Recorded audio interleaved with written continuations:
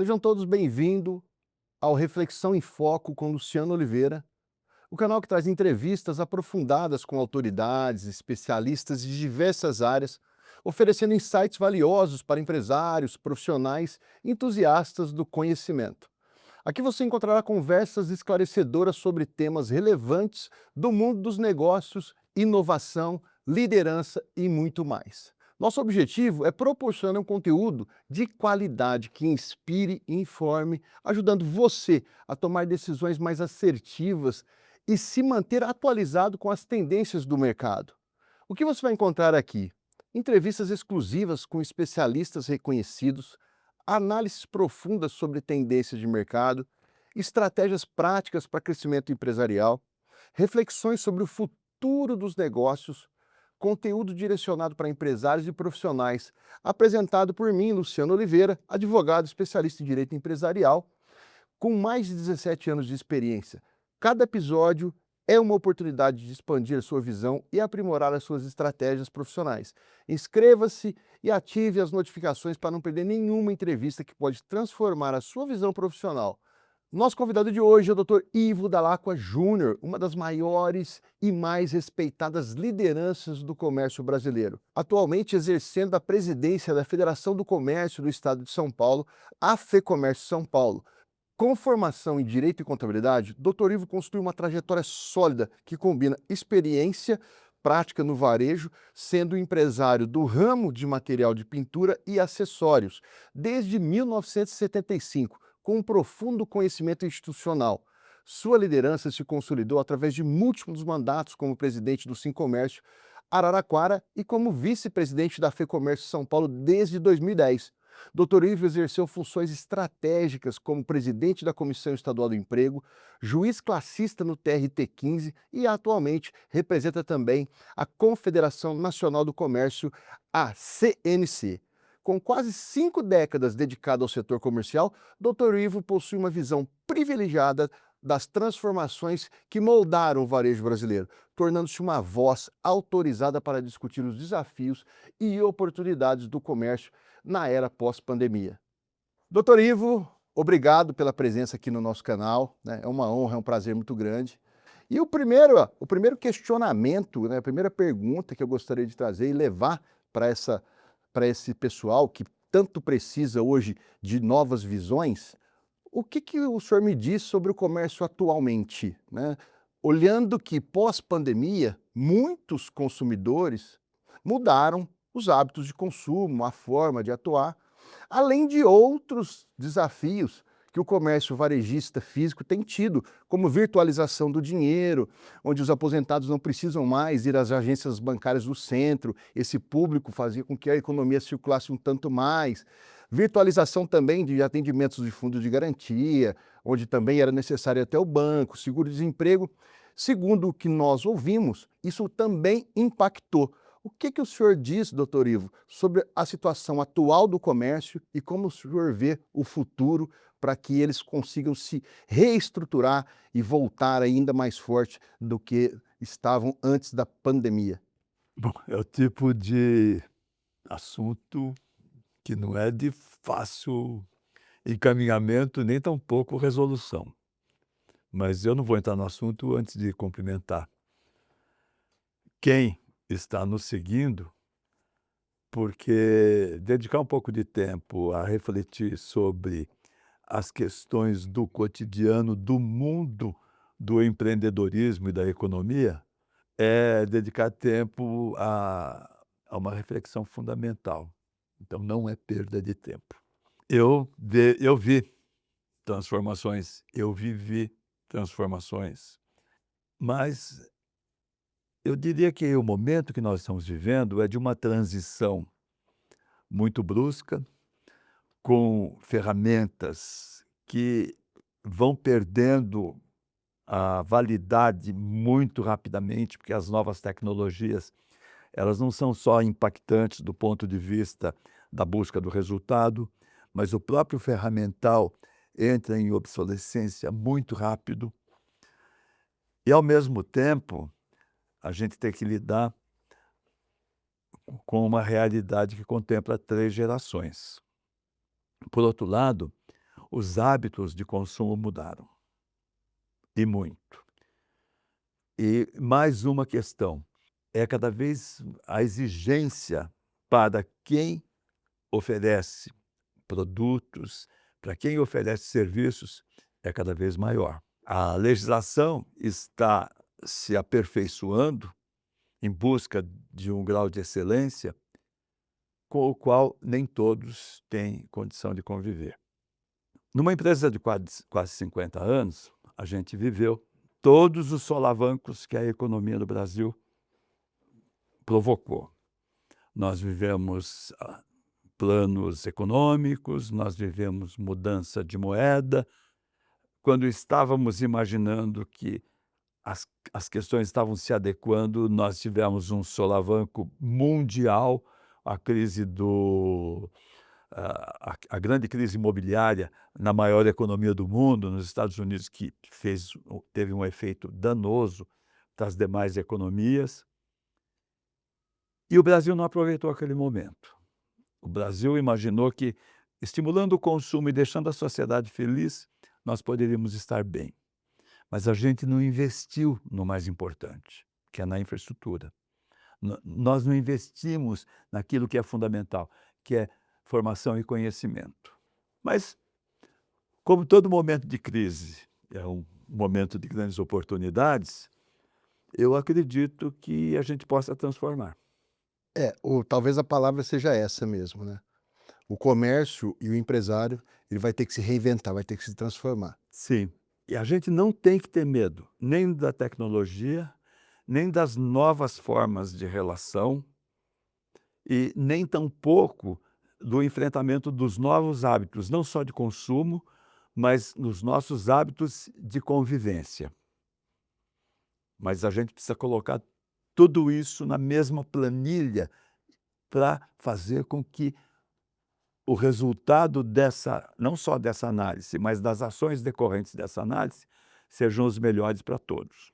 Eu costumo dizer para alguns clientes que talvez ele vai ter que deixar de vender um produto, deixar de vender um serviço, mas para vender experiência. Talvez ele vai ter que se aculturar de que o consumidor, ele só vai voltar a prestigiar hábitos anteriores com novas experiências.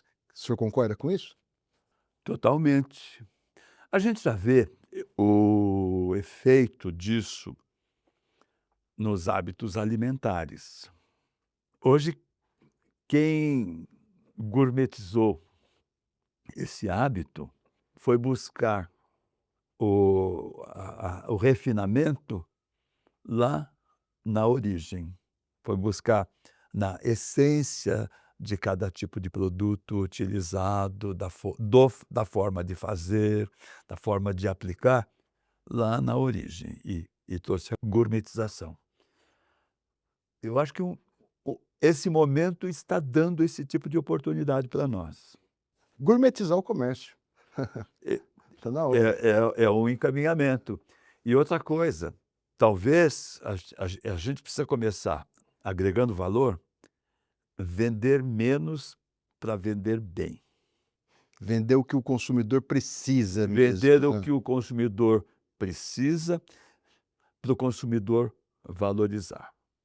Eu creio que a gente vai voltar ao hábito do consumo qualificado em detrimento do consumo descartável, mesmo porque a natureza está pedindo.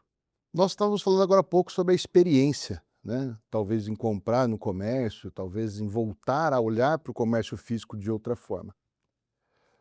No meu ponto de vista, o comércio varejista tem passado também por um desafio, até mesmo de estrutural, um desafio, de desconforto que hoje nós temos para o consumidor andar aí pelas ruas centrais de determinadas cidades.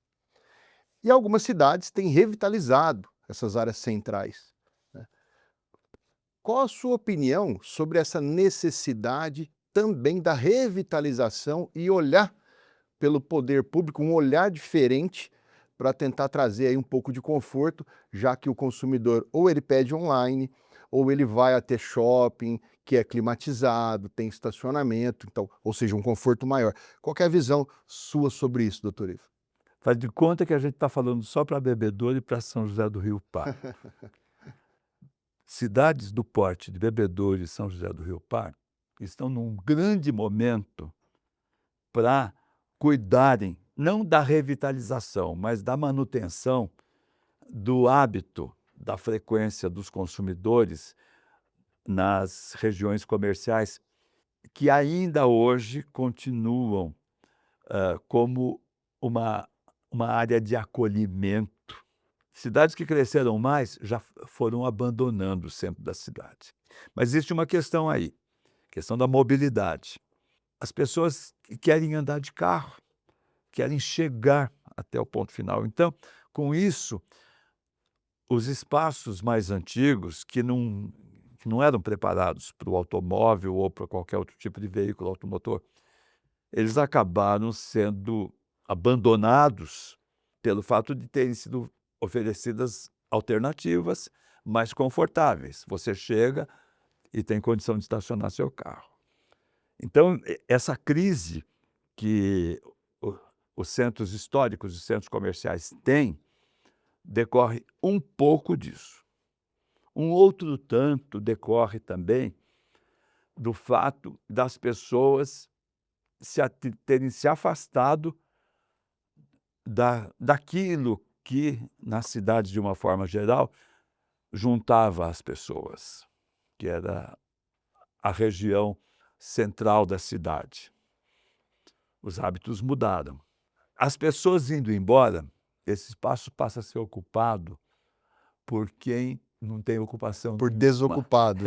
Exatamente. Então existe essa questão. Hoje a gente nem vê mais os taxistas jogando dominó, Não, ou engraxate não, na esquina, né, não. aquela coisa que outrora era Então, cultural. a verdade é que esses espaços precisam ser reocupados.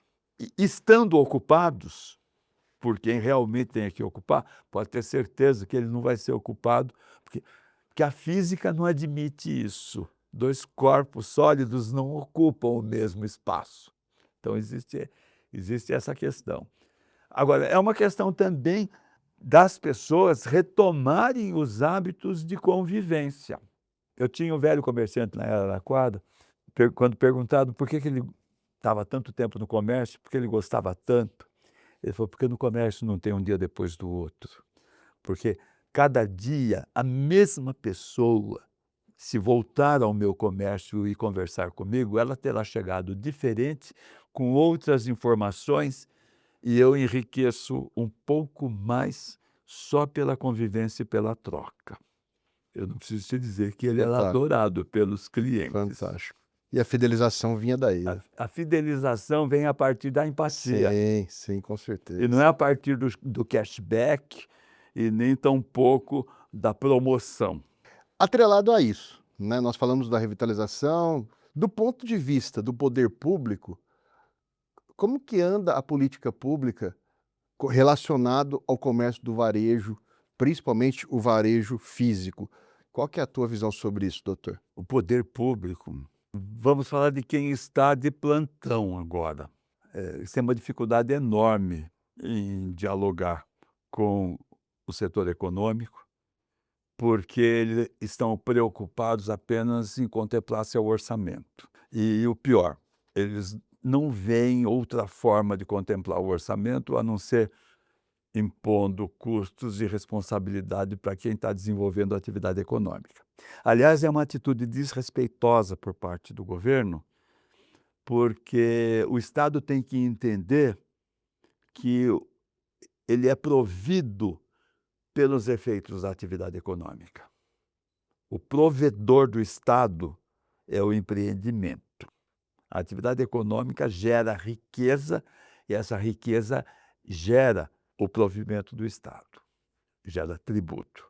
Em vez de aumentar a alíquota, eles teriam que melhorar o ambiente de negócios, para a gente poder garantir a capacidade de contribuir e, ao mesmo tempo, ganhar o suficiente para reinvestir. A partir do momento que você tenha uma condição populista dos destinos do Estado, ele só sabe responder com benéfices, mas eles esquecem que toda ação tem um custo. E esse custo é provido pelo efeito positivo e pelo sucesso da atividade econômica. E é um princípio constitucional, o país é o país do livre mercado e a livre iniciativa é um dos fundamentos da organização da nossa sociedade. Nesse tempo em que eu atuo pelo sindicato, eu percebo que o empresário, até por questões culturais do passado do sindicato, mantém uma distância do sindicato. E com isso, muitas vezes, ele nem sabe o papel do sindicato para a tua categoria. O que o senhor pode falar para esse empresário, doutor Ivo? Uma porção de coisas. Quando eu estava na presidência do sindicato lá em Araraquara, a Rua 9 de Julho era uma rua pulsante em termos comerciais. Continua, mas não com a mesma vibração. Nós tínhamos um comércio caracterizado por famílias com seus negócios de portes diferentes. E eu costumava subir a pé a 9 de Julho, justamente para poder ver todo mundo, conversar com todo mundo. Era uma dificuldade chegar até o 5º ou 6º quarteirão, porque você acabava conversando com todo mundo. E eu reclamava com o pessoal, falava assim: "Em vez de vocês estarem conversando comigo, por que vocês não vão? A gente chama as reunião, atividade no sindicato, por que vocês não vão lá?" "Ah, não, porque você está fazendo direitinho, porque eu sei que você vai fazer o melhor." Agora mesmo está todo mundo preocupado com a PEC da deputada do PSOL, que pretende que nós tenhamos 4 dias de jornada e 3 de descansos. Então, quando você chama esse assunto, todo mundo vem, porque os pequenos negócios não sobreviverão tendo que contratar dessa forma, porque praticamente tem que dobrar a equipe. E no pequeno negócio, o patrão e o empregado acabam tendo as mesmas atribuições. Dividem o trabalho e você não consegue tocar o estabelecimento nem com mais gente, mas não toca também sem gente. Por isso que eu falo, às vezes tem que dobrar o quadro. E a gente não pode perder de vista que no comércio como um todo, embora nós tenhamos grandes empregadores no comércio, que são as redes, a grande maioria, eu diria, sem chance de errar, que 98% dos empregadores do comércio não chegam na terceira faixa do CAGED, que é até 19 empregados. A dificuldade de adequação é muito grande. E esses empregadores, que não chegam a 19 empregados, eles representam 65% do emprego formal do comércio, já que a gente está falando de comércio. Posso falar de outros segmentos também. Os grandes empregadores, que representam um percentual mínimo, eles geram 35% dos postos de trabalho. Esses aí até conseguem se adequar, mas os pequenos não se adequarão. Então, aí você vai criar uma crise concorrencial pesadíssima. A tendência, numa pretensão de se aprovar uma PEC como essa que a deputada, que tem até intenções meritórias, quer dizer, aumentar o tempo de convivência com a família e coisas dessa ordem, mas a gente pode fazer as coisas até que elas sejam possíveis e até que garantam resultado. Bom, então, quando você tem um assunto como esse, muita gente te procura, muita gente frequenta o sindicato, participa, traz opinião, comenta. Para nós, isso é fundamental, para a gente poder fazer o melhor. Agora, nós não estamos aqui só para isso. Quando a gente desenvolve um processo negocial, no fundo, a gente está buscando conseguir as melhores condições do trabalho, do exercício da atividade econômica, com ambiente amigável, confortável e que gere eficiência. En então, nós precisamos mais interação, que representar não é fácil, é falar por. Você tem que levar o pensamento e a necessidade do grupo e harmonizar esse pensamento não é fácil. Não dá para se esgotar todos os anseios de uma classe, né, doutor Ito? Não. Nós perdemos a cultura do associativismo.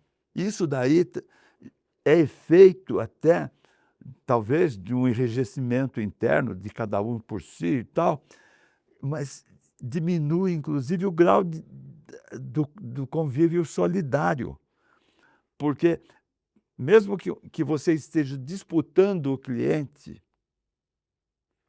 aí é efeito da concorrência, mas você não é inimigo do teu vizinho e do seu Sim, concorrente. sim. Aliás, você sente as mesmas dores que ele. E a gente, olha, a gente tem que fazer um esforço tremendo para poder passar pelo menos minimamente esse tipo de sentimento entre a classe representada. Por outro lado, nós temos uma classe profissional pouco profissional. E as representações dos empregados, elas continuam no século XX. Eles não têm noção do que pensam os trabalhadores agora, do que desejam esses trabalhadores, do que eles anseiam. Não tem. E eu tenho, olha, se eu começar a contar histórias e exemplos, o tempo do programa não vai ser suficiente. Eu imagino.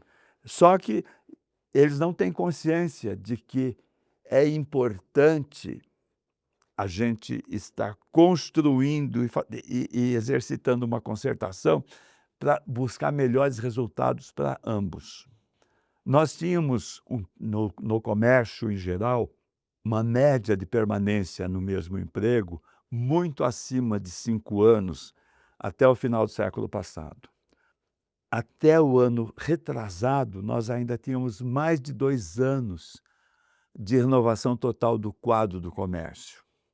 Hoje, a média de duração do contrato de trabalho no comércio é 1,7, 1 ano e 7 meses. É muito passageiro, né? É muito rápido, você não cria vínculos, você não se aprofunda na relação. E aqueles que mudam de tipo de negócio onde estão trabalhando, têm dificuldade em se especializar, inclusive. Antes, o comércio formava. Quem saía de um determinado emprego ia empreender com aquilo que aprendeu no emprego. Hoje a gente não vê mais isso também. E o pior, o que eu estou falando é estatístico, é uma radiografia do que nós estamos vivendo hoje. Inclusive, a gente falando aqui de sindicato, eu percebo também, eu costumo dizer que uma assembleia, uma negociação coletiva, os líderes estão nada mais, nada menos que criando leis, Sim. já que a convenção coletiva ela se sobrepõe, né, à CLT. O que o senhor tem para falar por esse empresário da importância de participar de assembleias e entender as negociações coletivas? É na negociação coletiva que você customiza a aplicação da lei. O que é rígido na negociação coletiva? São os direitos fundamentais, que são aqueles que estão na Constituição. Fora isso, você pode transacionar tudo. Forma, horário, jornada, até salário. Via convenção coletiva, aliás, existe um tabu. Você não pode reduzir salário, mas por convenção você pode. E é constitucional isso. A Constituição apontou a força e o valor da negociação coletiva a partir do momento em que ela já explicita essa possibilidade, não só essa, e outras. Por quê? No Brasil, o sindicalismo é organizado por categorias e base. Por que por categorias?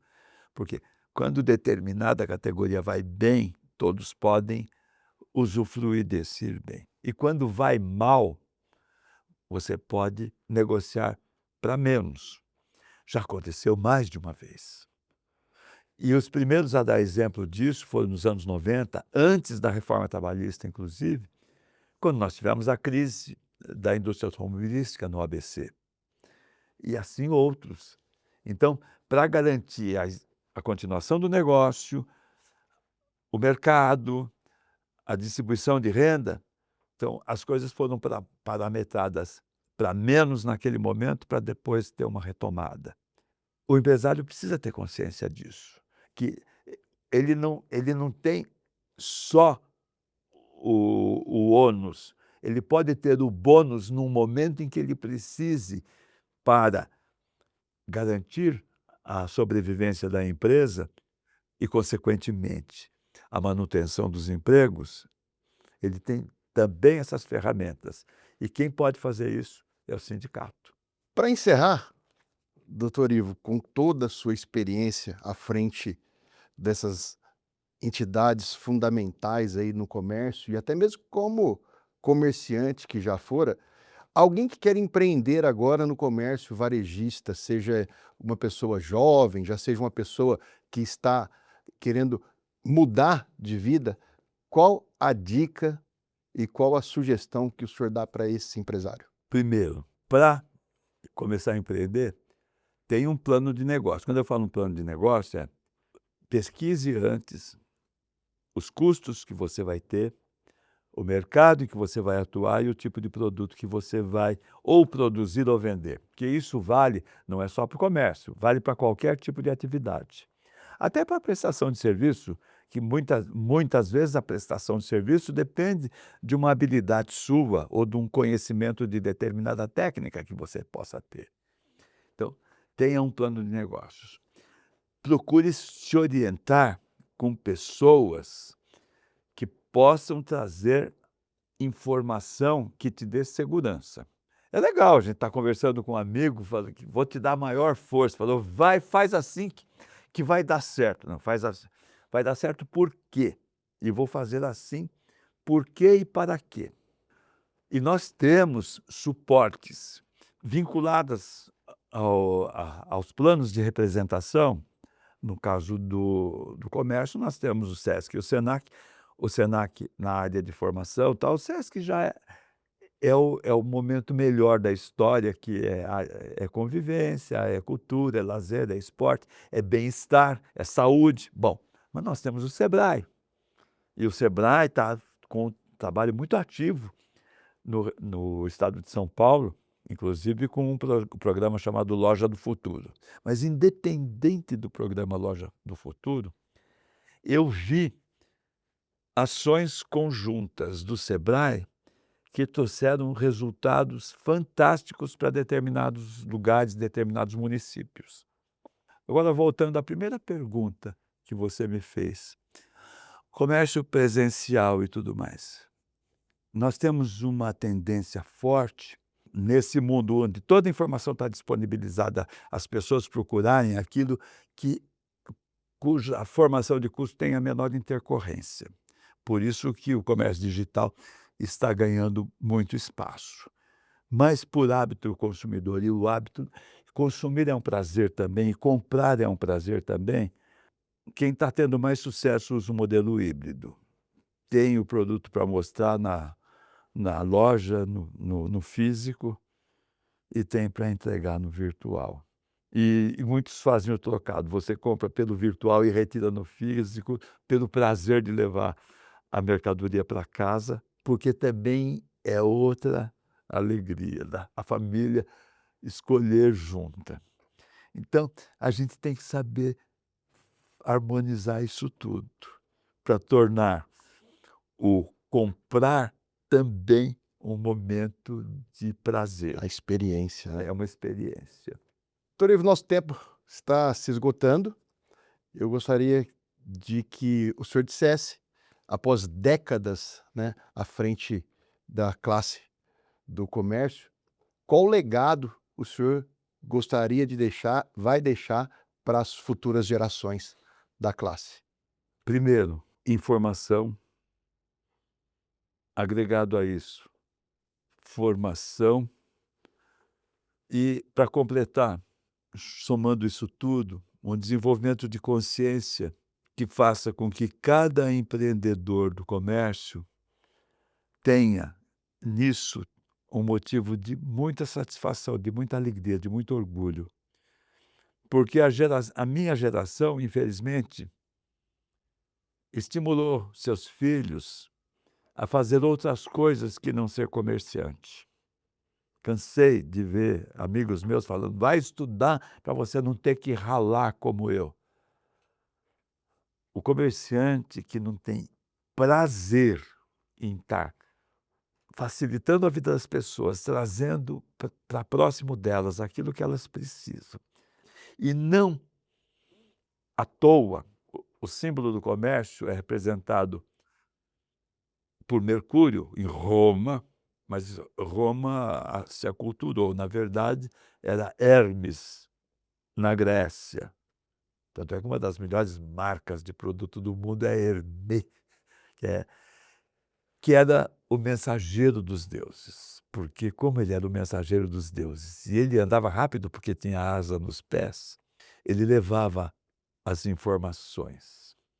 Mas toda vez que você está portando alguma informação, mesmo que você entregue a informação, ela continua com você. O comerciante, ele se enriquece, ele se empodera a partir da informação e do conhecimento. Por isso que é o elemento essencial à sociedade. E o desenvolvimento, o sinal que o desenvolvimento chegou ou está chegando em algum lugar, é quando você chega lá naquela ponta e vê um quiosque, uma vendinha, uma portinha, vendendo alguma coisa que as pessoas daquele entorno possam estar precisando. O desenvolvimento só chega depois que o comércio fica praça no lugar. E eu não tenho a pretensão de deixar legado algum, eu só quero compartilhar o que eu sei com aqueles que queiram dividir comigo. Doutor Ivo, muito obrigado. Hoje nós estivemos aqui com essa fera, doutor Ivo, que se abdicou muitas vezes da vida pessoal por essa classe tão sofrida do comércio. Mais uma vez, muito obrigado, espero que vocês tenham gostado do conteúdo. Queria agradecer também à federação, estamos aqui na federação, no estúdio da federação, que nos recebeu de braço aberto. Espero que vocês tenham gostado, até a próxima.